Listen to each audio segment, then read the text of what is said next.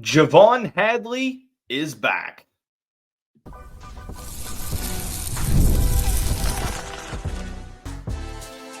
You are Locked On Louisville, your daily podcast on the Louisville Cardinals. Part of the Locked On Podcast Network, your team every day. Card Nation, what's going on, everyone? Welcome into this Wednesday edition of the Locked On Louisville podcast. I'm your host, Dalton Pence. This is my fifth year covering the University of Louisville, third year hosting this show, and I want to take the time to personally thank you all for making us your first listen of the day. Just a reminder, the Locked On Louisville podcast, free and available on all streaming services, part of the Locked On Podcast Network, 5 days a week, covering your team every day. Big news on Tuesday afternoon. Javon Hadley is back. Will utilize his final season of eligibility to return to the Cardinals program. Huge announcement for a team that is looking to make some noise next season. I love that they're bringing Hadley back. We'll also discuss the annual way too early 2025-26 rankings. Those rankings come out at the end of the college basketball season, right after the national championship game. And Louisville is pretty high up in some of these rankings. Does it mean much? Not really, but it's cool to see. More on that coming up shortly. We'll also talk about next season as a whole. It's a great opportunity for Pat Kelsey to build his legacy as the leader of the Louisville Cardinals program. Before we discuss the content of the show, do want to send our thoughts and prayers out to PJ Blue's family. Former Louisville football player, unfortunately passed away recently at 27 years old. Really tragic to find that out. And our thoughts and prayers go out to those who knew and loved PJ. So please join me in a moment of silence honoring PJ's life and legacy.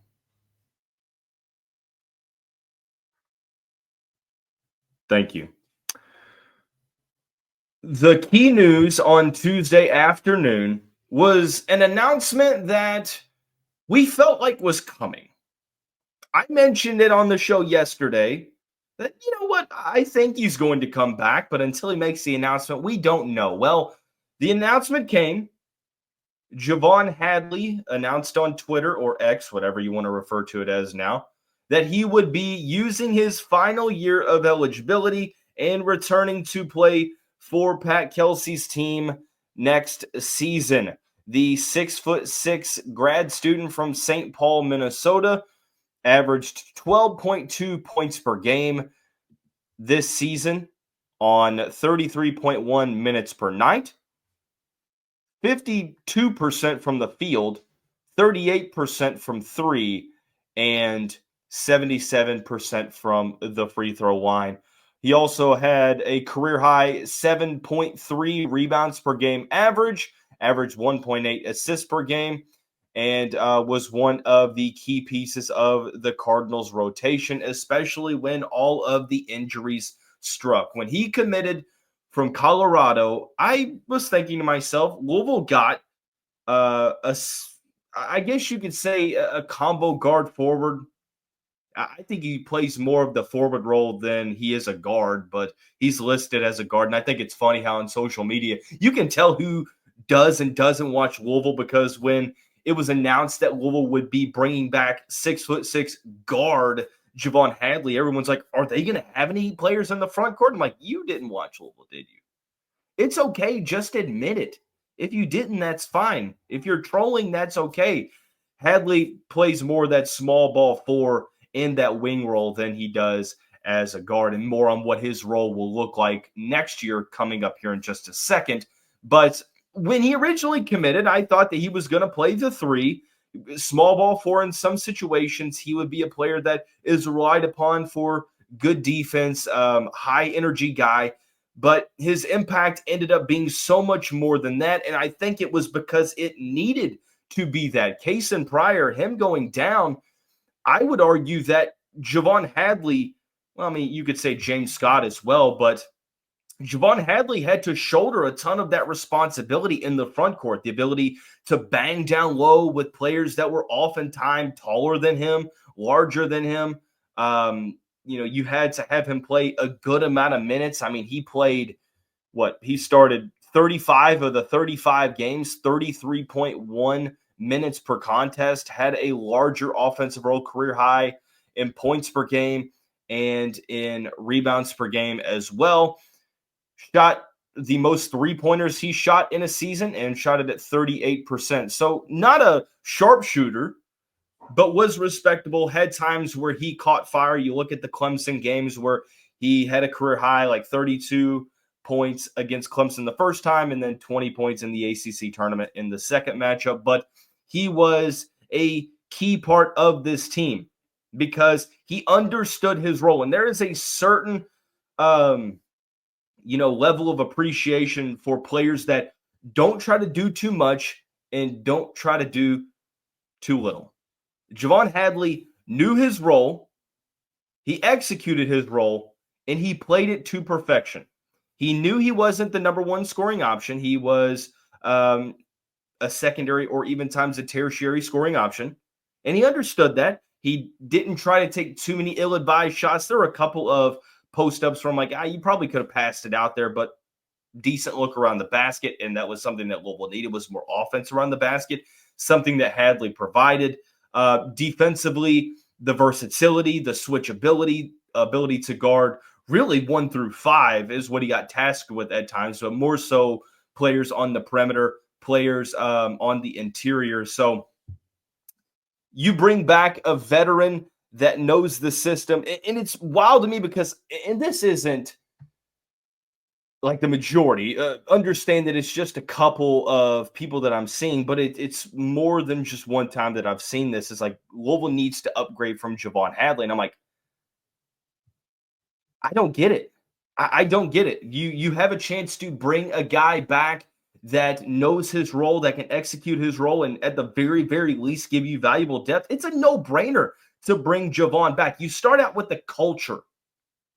If you want to keep installing this power of the unit culture, the best way to do that is through continuity, bringing guys back that have played for Pat Kelsey, that have played for Louisville, that can help the new additions be able to buy in to what Pat Kelsey is preaching. And you have a guy that started all of the games last year returning. Number 2, you've got the veteran leadership. With all these new players, sometimes it's challenging for a team to mesh. But when you bring in a guy that, again, so many minutes logged this year for this system, getting to know the ins and outs of what Pat Kelsey wants from Javon Hadley, it's key. Because if things go a little bit tough to begin with next year, you have some of those, calming agents in rough waters. You have the ability to sort of get those sails out and lead to just an easier pathway to get out of those tough waters. So you got the veteran leadership. I would argue that you also bring back the swagger, like Javon Hadley and company. Like there was a certain swagger about this Louisville team that you just loved, like this hard-nosed, you're not going to be the physical enforcer against me attitude. I love to see him come back and also bring that to the new guys that are coming in. So from the intangible side, you've got the leadership, you've got the continuity, and you've got the swagger. But on the court, like I said, you're bringing back a 6th-year player who, or technically, 6th year because he played in the JUCO ranks. 6th-year guy that has played a ton of Power 5 basketball. He played for Louisville last year where he averaged 12 points a game and 7 rebounds on pretty solid shooting numbers while understanding his role. You needed defense. We talked about it. What was one thing you needed? You had to bring in some defense. Well, Javon Hadley sort of, I won't say fully checks that box because it's not something that just one player can fill, but he starts to sort of hash in that mark, right, to where you can sort of see the check mark, but you need some more additions to be able to get that full legible check mark in the box. So I don't know if he's going to be a starter. I think that, again, it's not something that it matters on who starts. It matters on the minutes distribution because of how much Pat Kelsey's system just substitutes over and over and over.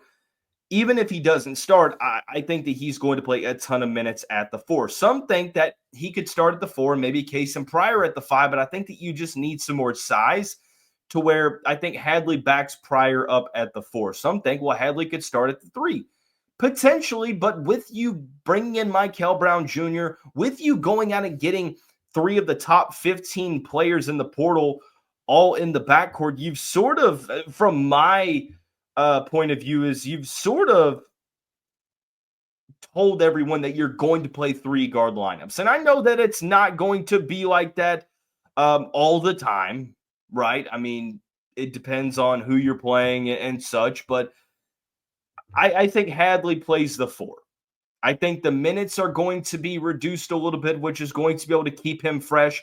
But when you look at the Final Four and Elite Eight teams and you think about why they are where they are at in the common denominator, one thing that I talked about was rim protection, but maybe the more important aspect of it was bench production. Yes, what you get from your starting 5 is key, but what is your 6 through 10 offering, right? What is your 6 through 10 giving you on the court? Do you have more than one player that can come onto the court, off the bench and give you solid minutes? And last year, Louisville's rotation was smaller, but most of the production came from the starting 5. So having that depth that has separated teams that are contending for national championships and fizzling out early in the tournament, well, that's huge to have. And I don't know what is going to happen in terms of who starts and who doesn't. I mean, I think that's, I won't say a moot point, but it doesn't make or break anything because of how much Pat Kelsey substitutes. But I just ultimately believe that just bringing him back is such a key thing.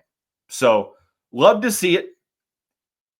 And what you also love to see is Louisville being thrown up in the high rankings of the way too early 2025-26 predictions.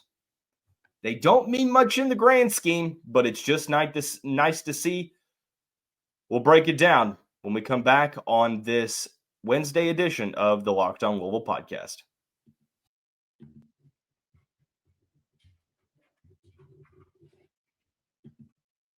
First, I want to tell you about our friends over at Supply House. Get the supplies you need from the site made for the skilled trades, Supply House. Whether you're in plumbing, HVAC, or electrical work, Supply House is the reliable way to order products online. Their easy-to-use website is packed with helpful resources and the latest product info to help you get the job done right. Plus, with a complete inventory of over 200,000 parts from 400-plus top brands, you'll find exactly what you need delivered fast from coast to coast. Need help with an order? Supply House offers expert support and industry-leading service, so you'll always talk to a real person. And for the trade pros looking for an extra edge, their free TradeMaster program offers exclusive perks like a dedicated phone line, free shipping, and discounts on every order. Join the TradeMaster program today at supplyhouse.com/TM and start ordering plumbing, HVAC, and electrical supplies with just a few clicks. Use the promo code SH5 for 5% off your order. That's on supplyhouse.com.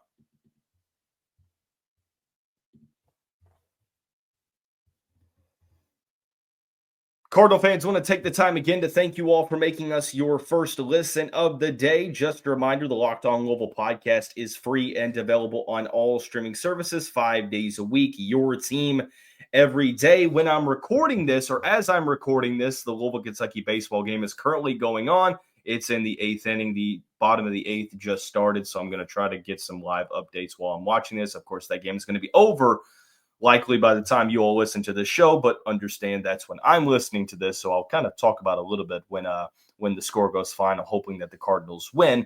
But something that I always look forward to after each championship game every year is the way too early top 25 rankings coming out for the next year. And truthfully, all it is clickbait. It's something that drives up clicks. It's something that drives up interaction and comments and retweets and just overall traffic on a website or a social media platform. I get that. It's okay. I mean, the transfer portal's not finalized. These rosters aren't even close to being finalized. So it's just fun to see. But something that you really haven't seen Louisville be a part of in quite some time. And credit to my guy, Alan Thomas, for putting this together. This tweet has the Louisville rankings in the way too early top 25s. And he's brought a couple of the rankings together. ESPN has Louisville as number 3. Fox has Louisville as number 3. John Fanta has the Cards as number 3. Sports Illustrated number 5. On 3 number 5. 24/7 Sports number 11. Sporting News number 17. And John Rothstein has Louisville at number 19. So a lot of early praise for what the Cardinals have done in the transfer portal, and I think it is also a reflection on how these publications feel about Pat Kelsey and his first year at the helm in the Derby City. And look, does it mean anything? No, not really. I mean, these rankings will change. Players will commit to other schools. I mean, Pop Isaacs just committed to Houston while I was looking for that Twitter post. Pop Isaacs from Creighton, really good before he got hurt. He's joining a team who honestly will probably be the preseason number 1 next season. But I think that there is a real possibility. I think that it leads us into this conversation. And I was wondering this after they got the 3rd commitment. You know, I didn't really wonder about it too much when Wooley committed. When Conwell committed, I was like, maybe. When McKneely committed, I was like, okay, hold on now. And now that Hadley's announced his return, I'm thinking, are the Cardinals going to be a preseason top 10 team? I think they are. I do. I really do. And I think that getting Nate Ament is unlikely at this point. That's just my intuition. I felt like if he was going to be a Cardinal, he would have already been one. I think it's more likely that Kaysen Pryor returns. And let's say hypothetically that he does. So you have Mikel Brown Jr., Adrian Wooley, Isaac McKneely, Ryan Conwell, Kobe Rogers in your backcourt. At the 4 spot, you've got Kaysen Pryor being backed up by Javon Hadley. You have Sananda Frew as your 5 with Ali Khalifa with a transformed body, fully healthy now. You have James Scott as a junior. You have Kenai Roots as a rising sophomore that's looking to take that next step forward. And then anyone else you bring in. You have a team with a ton of talent. It's got the top-end talent, but it's also got a ton of meaningful depth to the point where I'm like, how high is too high? Like, does Louisville potentially have a chance to crack into the top 5 preseason? I think that the lame answer, but the correct answer is TBD based upon what other teams do. Because there are some high-profile transfers that are still out there. There are going to be some that enter the portal after this episode airs. There's going to be players that are in the portal, but they wanted to go through the NBA draft process. They will inevitably rescind their name from the draft and go transfer somewhere. And those can be difference maker type players that will change the landscape in college basketball to where maybe it kicks Louisville out of the top 5.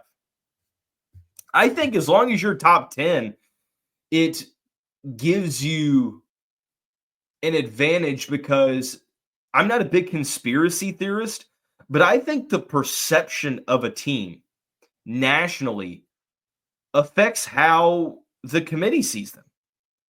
In one case study, and this is a small sample size here, but I look at North Carolina, preseason top 10 team.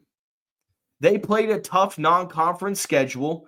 They got beat around, but it didn't matter because they got hot at the end of the season in the ACC that people just couldn't wait to bash on a regular basis, but for whatever reason used it to prop up North Carolina, and somehow they got into the NCAA tournament. Made zero sense. The only thing that I can think of, well, only two things really. The tournament chair was the AD over at North Carolina. Congratulations. That's definitely not sketchy.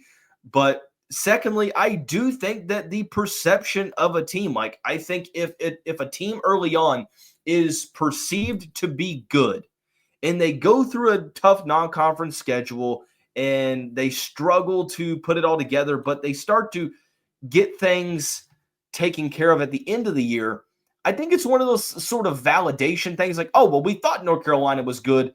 Now look at them. Instead, like Louisville's case is like, yeah, they might be good, but early on, they just get blown out.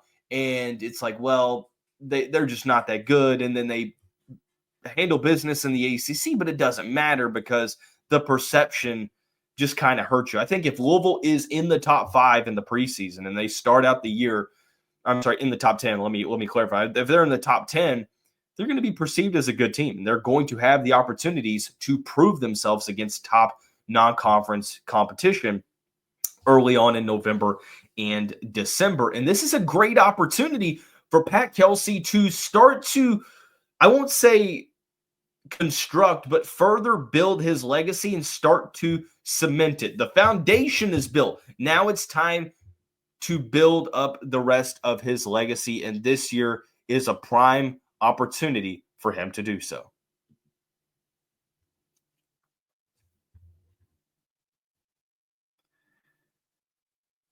The Louisville football spring game is coming up on a Friday. They changed the start of that game from 7 o'clock to 6 o'clock, so it is starting an hour earlier. Just a heads up on that. When we come back on the show tomorrow, there's going to be some football talk because we haven't really talked much about football, and that's okay because this is the first time in Locked On Louisville history that the basketball team has been good. So we're going to talk basketball as much as we can, and there's a lot of exciting stuff happening in the transfer portal. So, we have many months to talk about football, but we will start to get into some football talk at the end part of this week. But continuing with basketball talk for the remainder of this show, I think that this is a great opportunity for Pat Kelsey to build his legacy. I mentioned that the foundation has it's been placed. Year one was about as good as you could have hoped for. You dealt with a ton of adversity early on in the season. You finished number 2 in the conference. You got back to the NCAA tournament.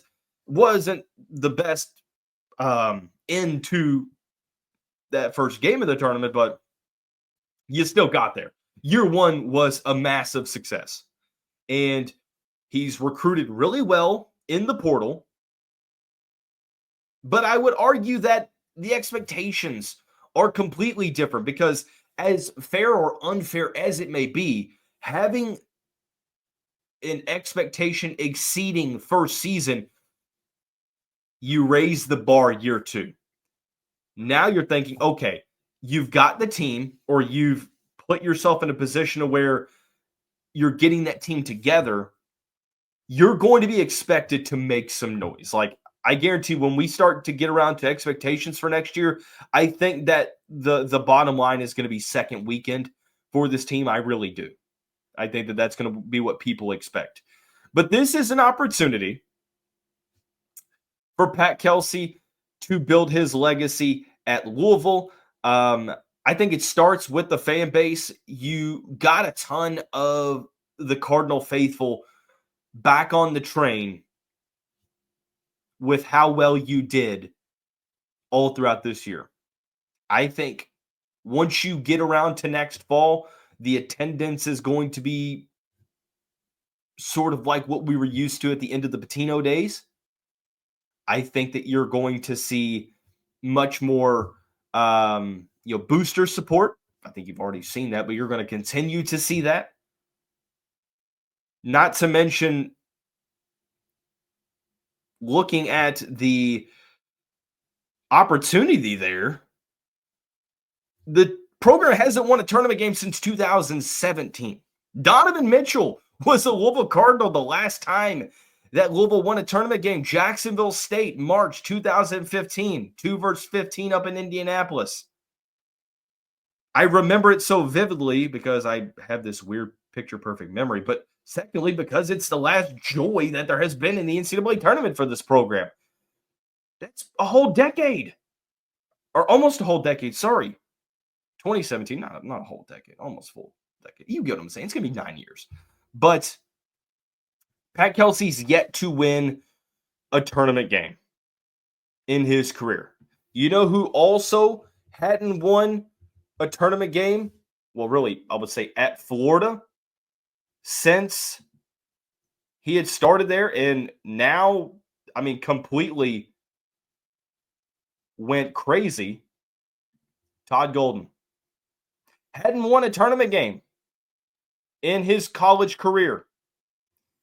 And then last night, he goes all the way and wins a national championship. Now, I'm not trying to compare them and say that Kelsey's got to do the same thing. I'm just saying that you haven't won a tournament game, or like you're viewed as a guy that doesn't do anything in the tournament until you're not.